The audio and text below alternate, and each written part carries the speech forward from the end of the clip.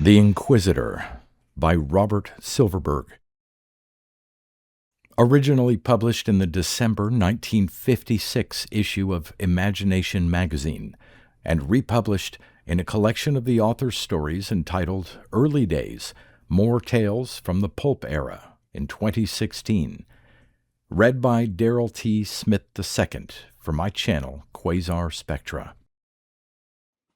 The Inquisitor. When Conway Kroll reached his office that morning, there were 3 prisoners waiting to be interrogated. He smiled coldly at the sight of them, standing in the large bare room awaiting their fate.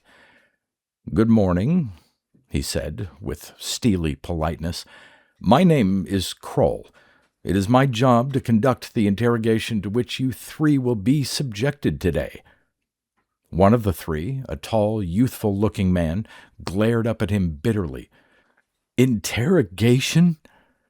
Torture, you mean?" Kroll brought his eyes to rest on the man who had spoken slowly, almost scornfully. "You have the wrong idea completely, my friend. It is necessary to persuade you to divulge certain facts. The state requires it of you. If you refuse—" He gestured sadly. "We must compel you, but you are all so determined to make things hard for us. I don't want to hurt you, you know." "But you will hurt us," said another of the prisoners.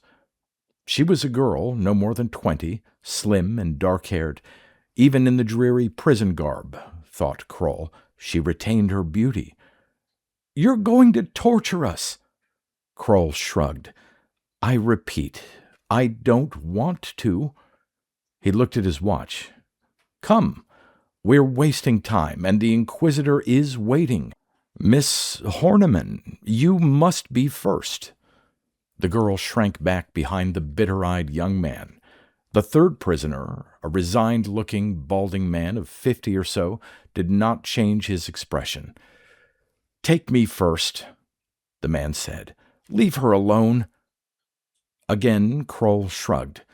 "The Inquisitor would like Miss Horniman first, Mr. Leslie. This is the preferred order, and this is the order that will be." A guard stepped forward and shoved the sobbing girl up and ahead toward the door. The man named Leslie clashed his manacles impotently together and spat. "Butchers! Torturers!" "Please, Mr. Leslie," Kroll said gently, a pained expression on his face. "You make our job even harder than it is."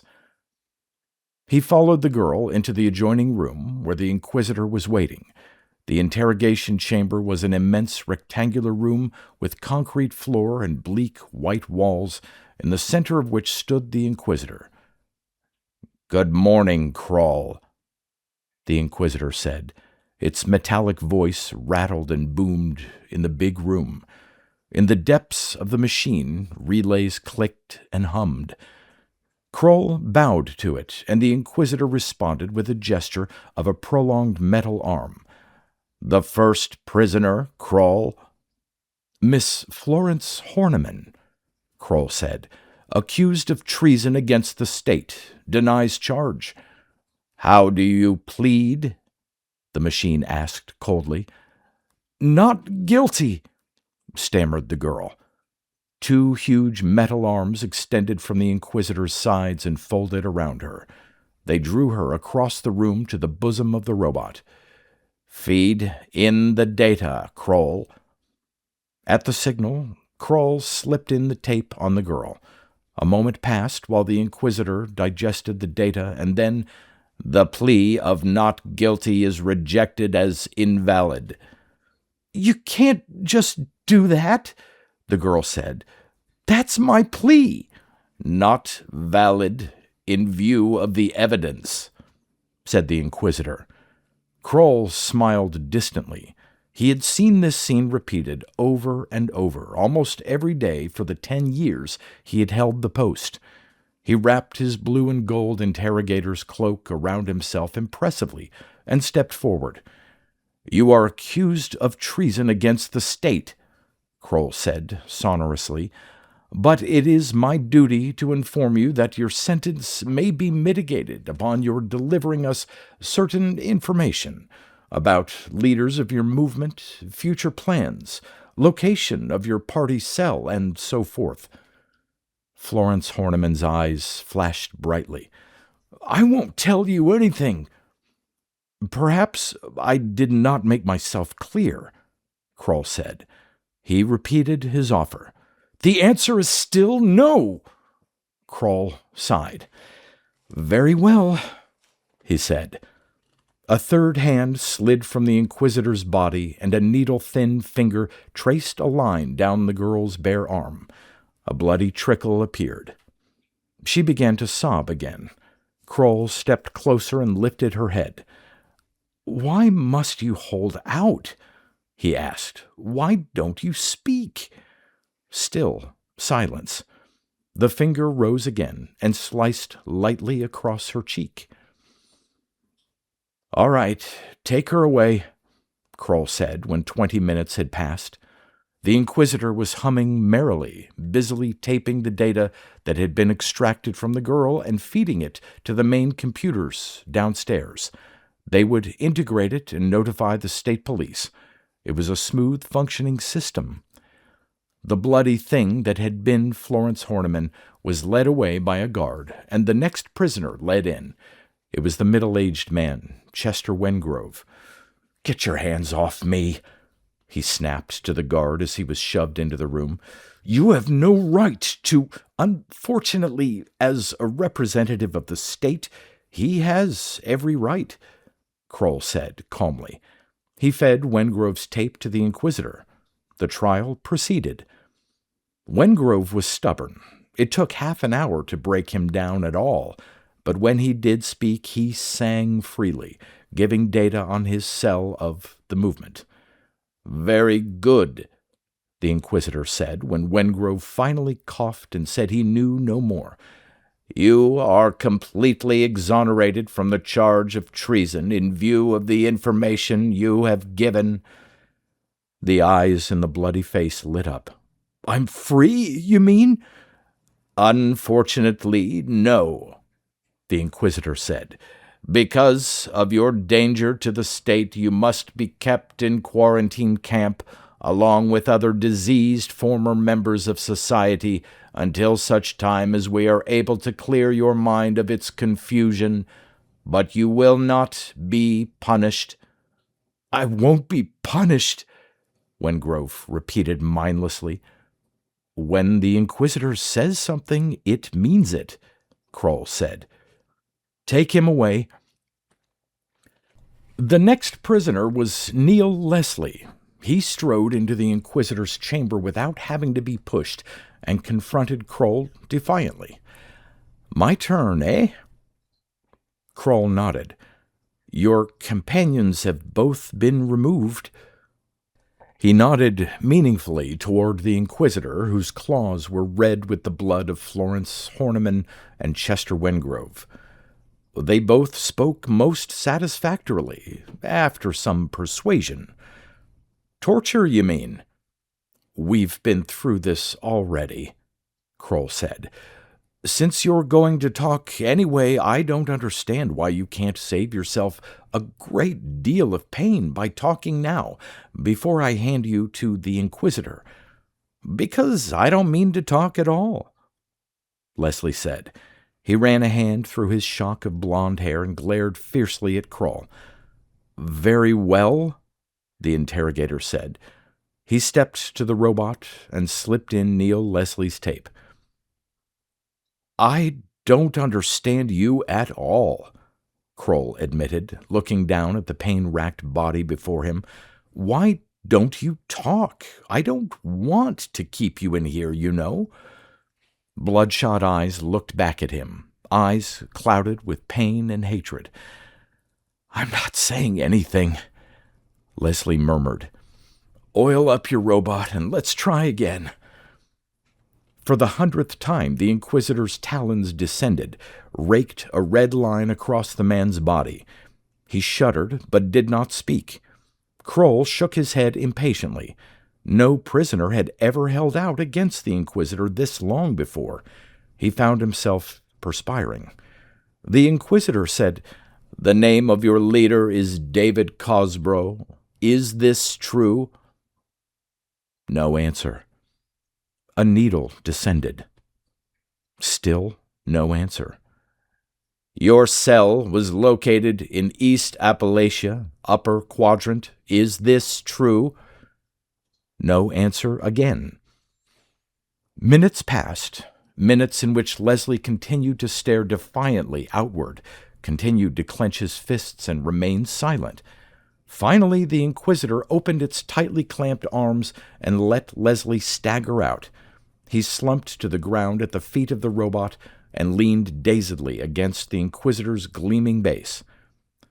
"Prisoner is on the verge of death," the Inquisitor said. "Further questioning is pointless." Kroll looked down in surprise and chagrin. In 10 years, this was the first time a prisoner had not broken under interrogation. He scowled angrily. It was his first failure. "You're a stubborn man, Leslie, but it's killed you." "I'm not dead yet," the prisoner said brokenly. Suddenly, he mustered some strength and managed to look up. "Tell me something, Kroll. I want to know something." "Yes? Why do you do what you do?" "You mean interrogate?" "I mean torture," Leslie said. "I am an interrogator because it is my duty to the state. Treason must be unmasked.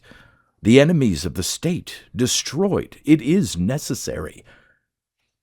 Leslie looked up, and there seemed to be pity in his eyes. "Just one question, Kroll. Doesn't it bother you when you go home? How do you know you're right and we're wrong?" Kroll started to say something, then saw there was no point in bothering. "Prisoner is dead," said the Inquisitor. "Take him away," ordered Kroll. The day was over. What Leslie had said preyed on Kroll's mind all the way home. He got out of the tube and made his way to his austere room with his mind fixed on one question, the snarling words the dying prisoner had hurled at him. "How do you know you're right and we're wrong?" They had to be wrong, Kroll told himself firmly. The state had to be right. It was necessary. It was logical. It was the way things had always been. But the thought obsessed him, and the image of Neil Leslie's face, bloody but undefeated, hung before him as he went about his evening's activities. The face was still in his mind as he prepared to go to bed. Odd, Kroll thought. This was the first time he had been disturbed after a torture session. He had seen hundreds, no, thousands, pass through the Inquisitor, come out shambling rags of bone and flesh, and it had never bothered him because they were enemies of the state and deserved no more. He dropped off into an uneasy sleep, but suddenly, in the small hours of the night, he sat bolt upright in bed, a cold, clammy perspiration breaking out on him. Leslie had just asked the question for the 100th time, and Kroll had had no answer. He didn't know who was right. He just didn't know. His mind, unswervingly loyal for so many years, swayed in an agony of doubt. He got out of bed and paced back and forth across the floor of his room. "The state is wrong," he said aloud. But it didn't sound right. It couldn't be true. It wasn't true. Stupid, he told himself. It was stupid to distrust the state, and wrong. Wrong! Criminally, disgustingly wrong! There. He felt better. He had rid himself of his foolish doubts. How could I have been so foolish? He said aloud. His nerves felt better now. Once again he was ready to do his duty as a loyal officer of the state. Smiling to himself for being so easily disturbed by the remarks of disloyal traitors, he climbed back into bed and closed his eyes. A few moments later, he was asleep. In the morning, everything seemed to be all right. The terrors of the last 12 hours were pale things of the past, no longer exerting pressure on him. He caught the tube and headed to the ministry. He donned his uniform in the locker room and took the elevator to the interrogation floor. He stepped into his office. It was empty. No prisoners this morning? It didn't seem likely. He pushed open the inner door and entered the interrogation chamber. To his surprise, he saw Matthews, one of his assistants, wearing the uniform of an interrogator and standing near the robot, arms folded. "What are you doing in here dressed that way?" Kroll snapped. "I'm the new interrogator," Matthews told him. "Since when?" "The appointment was made very early this morning," the Inquisitor said. "We have all the evidence we need to brand you as a traitor to the state." The new interrogator turned a switch, and Kroll heard his own voice come from a speaker. "The state is wrong. Stupid. Wrong. Criminally, disgustingly wrong. How could I have been so foolish?" "There is no need to deny these words," said the interrogator. "It is only necessary that you tell us with whom you have been working." "But there's no one," Kroll shouted. "You don't understand. I'm loyal. I can explain." But the new interrogator merely looked cold as the long, chilling metal arms of the Inquisitor reached out and gathered Kroll to its steel bosom.